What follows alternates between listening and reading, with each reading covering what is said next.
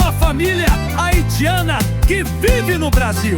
Um dia eles decidiram deixar o Brasil para ir para os Estados Unidos, onde achavam que suas vidas mudariam. Quando chegaram, depois de 8 anos, eles estavam trabalhando, mas não tinham os documentos para visitar a família no Haiti. Um presidente decidiu pedir que eles voltassem para casa, porque disse que não precisava de imigrantes em seu país.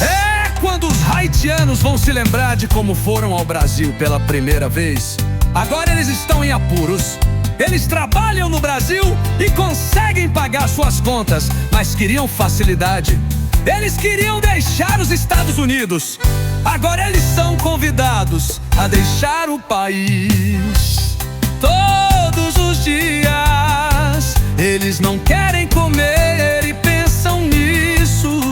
Eles não sabem o que fazer. Eles gostariam de voltar para o Brasil.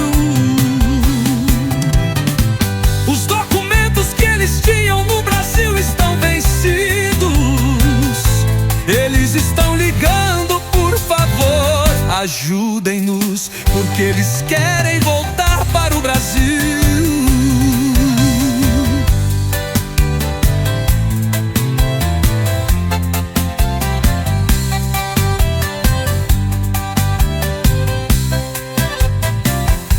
De trepitando, pediu que eles deixassem o país, porque ele não precisa de imigrantes. Os Estados Unidos, Donald Trump, pediu que eles deixassem o país, porque ele não precisa de imigrantes nos Estados Unidos.